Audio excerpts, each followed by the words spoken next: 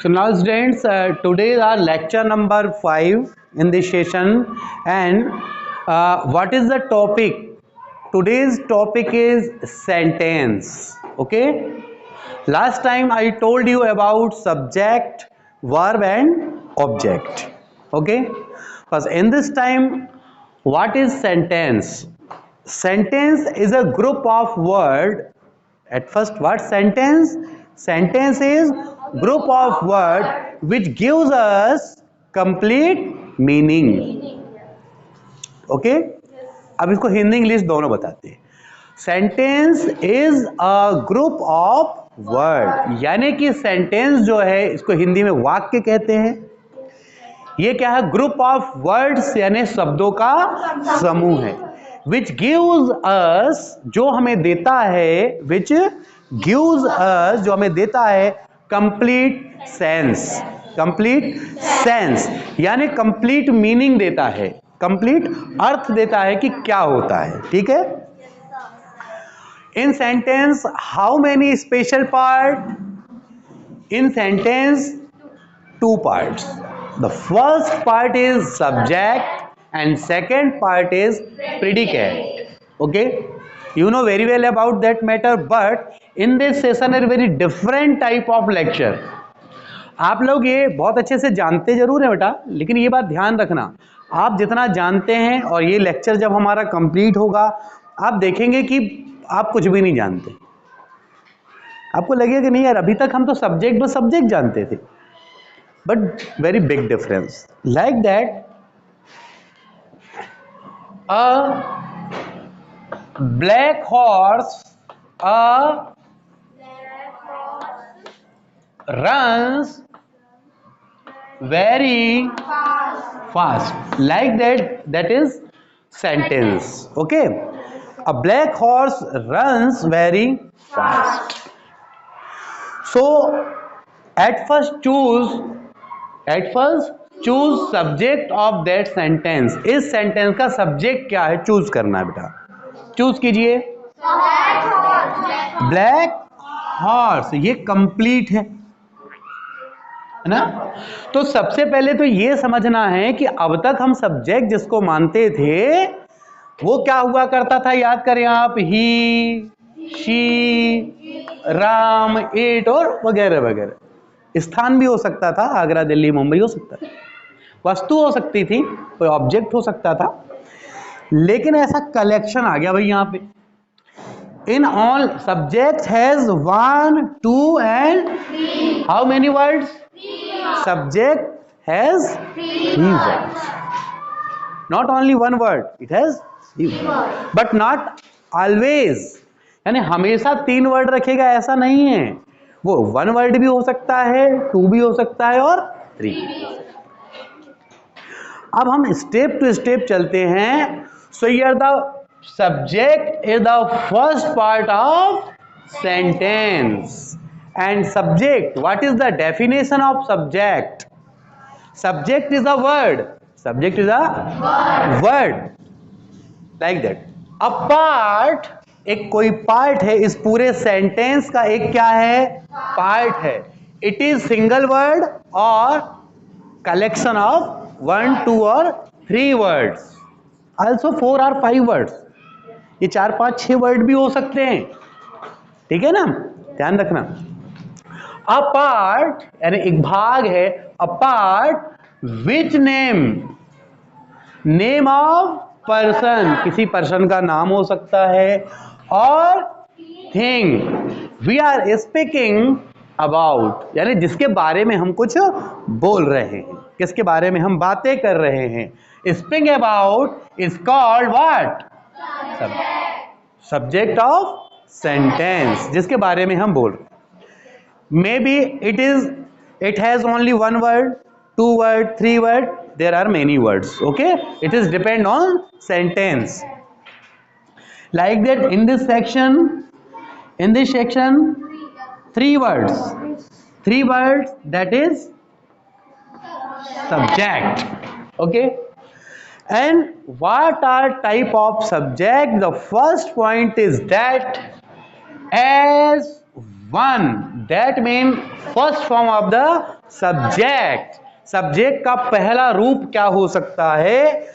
देखिंग HW that mean head word. Head word. सबसे पहले HW का मतलब क्या है? हेड वर्ड यानी मुख्य शब्द होगा जिसके बारे में कोई बात होगी। जैसे अ ब्लैक हॉर्स, बताओ मेन शब्द कौन होगा यहां पे? हॉर्स के बारे में बात हो रही है, ये हॉर्स। ठीक है। अब बात आती है कि जो सब्जेक्ट है वो उसमें हेड वर्ड का होना जरूरी है, लेकिन जब कभी हेड वर्ड नहीं होता है, वो घूम रहे हैं। कौन? वो घूम रहे हैं, तो वो को क्या बोलेंगे इसमें? दे और दोज का उपयोग करते हो। ठीक है।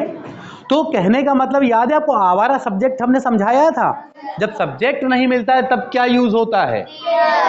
तो वही चीज हम आपको यहां बताने वाले हैं। अब देखिए आप आगे, अब यहां step to step head word होता है। सेकेंड पॉइंट में आओ, डी का क्या मतलब है? डी का मतलब है डिटरमाइनर्स। डिटरमाइनर्स। अब डिटरमाइनर्स क्या होता है? डिटरमाइनर्स क्या है? जब कभी हमारे पास स्पेशल सब्जेक्ट नहीं है ना, या बोलना पड़ता वो लड़के, अब आपके पास लड़के तो आ गया, तो लड़के सब्जेक्ट है, लेकिन वो शब्द भी आ रहा है। ठीक, वह लड़का, बोले वो आ रहा है शब्द, उसके लिए इंग्लिश में जो यूज होंगे उन शब्दों को हम कहते हैं डिटरमिनर्स। अब डिटरमिनर्स कौन कौन से हैं वो आप देख लें। डिटरमिनर्स के अंतर्गत आएगा this, that, those, already article भी आता है उसमें, एन, द, डैश डैश, बहुत सारे हो सकते हैं। ठीक है, ये क्या कहलाते हैं? डिटरमिनर्स के। ठीक है ना। There, also there, and also it. जैसे हमने कहा इट इज रेनिंग, मतलब वर्षा हो रही है, तो आपने किसका उपयोग किया? तो इट आल्सो डिटरमिनर्स। ठीक है। तो डिटरमिनर्स जब हम चलेंगे, हम एक एक करके पढ़ेंगे, हम स्टेप टू स्टेप। लेकिन अभी आपके माइंड में केवल हम ये सेट करने जा रहे हैं कि एक सेंटेंस में कितने पार्ट होते हैं, पहले सेट हो जाए, फिर वन बाय वन हम सब पे चलेंगे, सबका एक्सप्लेनेशन करेंगे। ठीक है। तो HW कहने का मतलब सब्जेक्ट में क्या होना चाहिए? Head word. ठीक, चलो। D that mean determiners. AD that mean vast. AD that mean adjective. जैसे अभी हमने लिखा था ब्लैक हॉर्स, अब ब्लैक हॉर्स, हॉर्स की एडजेक्टिव क्या है कि हॉर्स कैसा है? ब्लैक है, तो उसकी प्रॉपर्टी बताया ना उसने, तो प्रॉपर्टी भी साथ में हो सकती है। ठीक है। तो यहां देखें, तो एडजेक्टिव हो गया। अब ADP क्या है भाई? इसको कहते हैं एडजेक्टिव फ्रेज। क्या कहते हैं? Adjective phrase. अब बात आती है कि यार ये एडजेक्टिव फ्रेज क्या है? आगे जाके आप पढ़ेंगे फ्रेज और क्लॉज। ठीक है। लेकिन शब्दों को समझना, यहां पर एडजेक्टिव फ्रेज का मतलब क्या होगा? फ्रेज कब आता है जानते हैं आप? Phrase it is used for at least 2 words. It is not only 1 word. Adjective phrase that means it has minimum 2 words or more than 2. ये 2 वर्ड रखता है अपने साथ में, और 2 से ज्यादा भी बट नॉट हैज वर्ब, लेकिन अपने साथ वर्ब नहीं रखता, ये अपने साथ वर्ब नहीं रखता, that is called adjective phrase. अब आपको कई बच्चों को यही समझ नहीं आ रहा होगा, सर बेकार कुछ करके बताओ तब बात समझ आएगी, क्या है ये तो, है ना। तो हम इसका क्वेश्चन में करते हैं पहले। चलो हम कुछ क्वेश्चंस नोट करते हैं। Now students, some examples in front of you on green board. A boy is flying kite. This pen is mine. The black horse runs very fast. An old lady taking a stick is walking.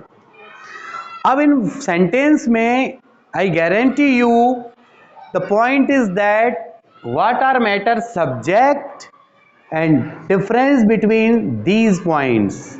Okay, you can do after some time. देखो बेटा, head word की बात आती है तो आपको मालूम है जिसके बारे में हम कह रहे हैं, अब चाहे कोई पर्सन हो सकता है, चाहे कोई प्लेस हो सकता है, या कोई भी वस्तु हो सकती है, ऑब्जेक्ट हो सकता है ना।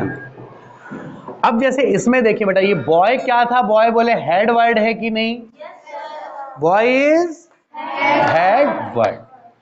अब कभी हेड वर्ड के पहले आर्टिकल लिखना हो हमको, तो ए आर्टिकल है कि नहीं, लिख सकते, ठीक है। डिटर्मिनर से हो तो बात समझ आ गई, डिटर्मिनर कहां लगता है, before head word, head word के पहले।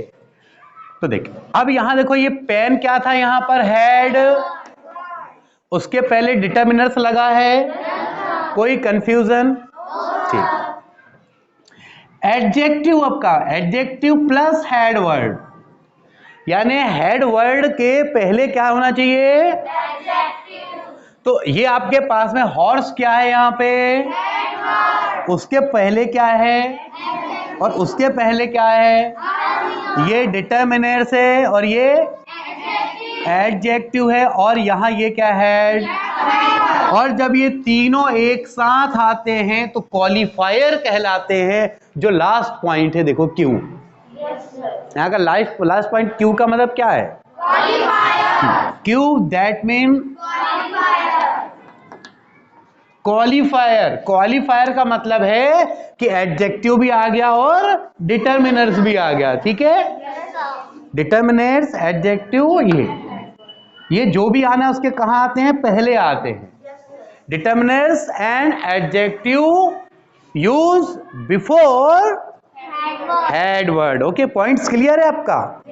अब ये फ्रेज क्या है, it is a collection of word but not has verb, not has verb नहीं रखता ये, लेकिन एक सेंटेंस है, उसका अपना एक मतलब है, ठीक है। जैसे वो जो घूम रही है मेरी बहन है, वो जो घूम रही है वो मेरी बहन है, वो जो लड़का दौड़ रहा है मेरा स्टूडेंट है, यानी पहले उसके बारे में बोल दिया और आखिरी में बोलते हो, तो बात को समझना। देखो, an old lady taking stick, अब देखो ओल्ड लेडी कोई मतलब बुजुर्ग है, an old lady taking stick, जिसके हाथ में लकड़ी है, ऐसे लकड़ी टेक टेक के चल रही होगी, है ना, ऐसे हंसते रहा कर, हंसने में ना बात ही अलग होती है, खुद भी हंसो, हंसाओ। अब ऐसा बोलने से ऐसे नहीं हो जाओ, सही में हंसो, दिल से हंसो, आप हंसोगे तो उठो इसे, पर फिर भी an old lady taking stick, जिसके पास एक लकड़ी है, इज वॉकिंग, वो टहल रही है, ठीक है। A small child taking ball, small child taking ball is my son, एक छोटा सा बच्चा जिसके हाथ में बॉल है वो मेरा बेटा है, ठीक है। तो बात वही आती है कि यहां पर इतने सारे वर्ड्स मिलकर के ये सब्जेक्ट, यहां के पहले ये पूरा का पूरा क्या है, ये सब्जेक्ट है ना, लेकिन सब्जेक्ट ग्रुप ऑफ वर्ड्स भी हो सकता है, that is called adjective phrase. और बात रही आपकी क्वालिफायर की, तो क्वालिफायर मैंने आपको यही बता चुका हूं. Also qualifier that mean that point. Okay? Yes, sir. So today's target is that, and from tomorrow, my point is that predicate. Yes, sir. You know very well what is predicate, but I will explain. Okay? Thanks.